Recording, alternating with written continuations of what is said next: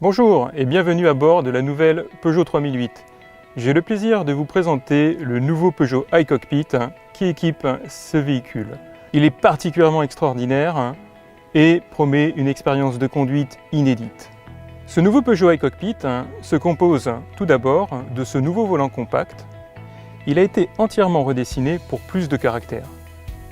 Le soin particulier apporté à la qualité des matériaux et le soin du détail lui confère un aspect véritablement haut de gamme.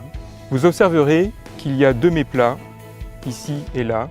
Le méplat supérieur permet une lecture évidente sur le combiné que vous avez en face des yeux. Pour détailler un peu plus en avant ce volant, vous verrez le soin que nous avons apporté à sa finition, avec ce large décor noir brillant au-dessus du coussin d'airbag, mais également les touches chromées qui habillent les commandes intégrées et le pourtour du coussin d'airbag. Venons aux commandes intégrées.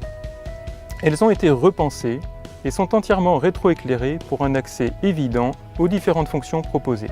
La molette de gauche permet notamment de commander les différents modes d'affichage du combiné numérique en position tête haute que vous avez en face du regard.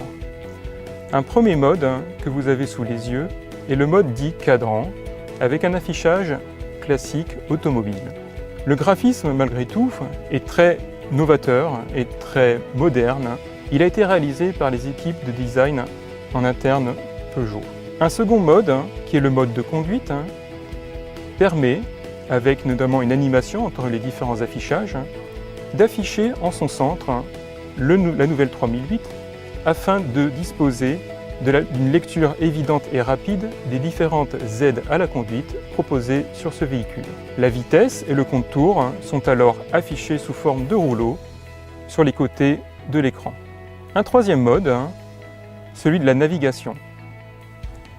Il vous permet une lecture évidente des indications de navigation au centre du combiné.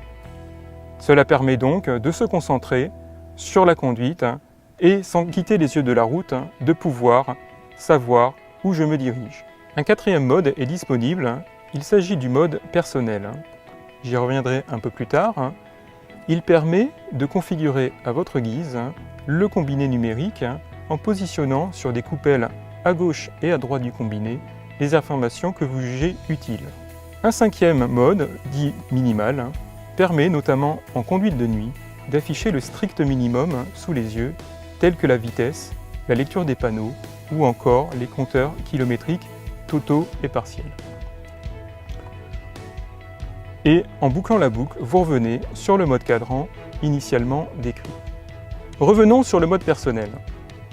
Je cycle depuis mon mode cadran jusqu'à mon mode personnel et je vais vous montrer comment le configurer depuis l'écran tactile.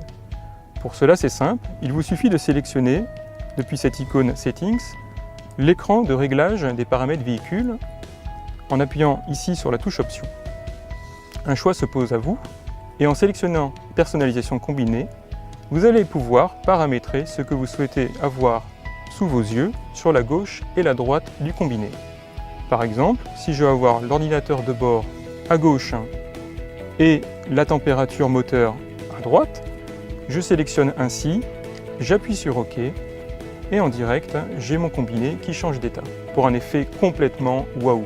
Une dernière chose sur ce combiné numérique tête haute, vous aurez remarqué qu'il est rétroéclairé de manière très élégante par son rétroéclairage bleu, qu'il est possible de désactiver en appuyant sur ce push à gauche du combiné.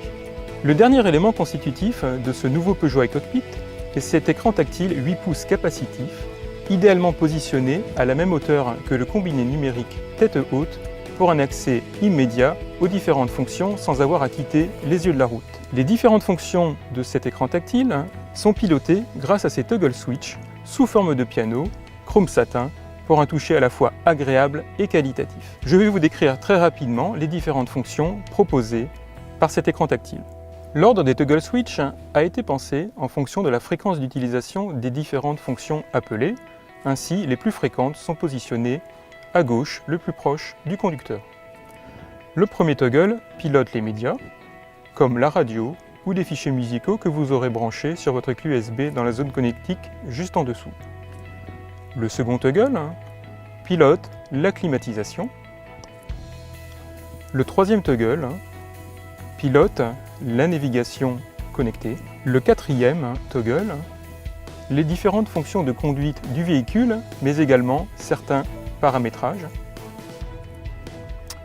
Le cinquième toggle, les fonctions du téléphone. Et le dernier toggle, application, permet notamment de piloter les applications de connectivité telles que Apple CarPlay ou MirrorLink, mais également, par exemple, le diffuseur de parfum de la nouvelle Peugeot 3008. Tout au bout, les warnings que vous pilotez d'un simple push.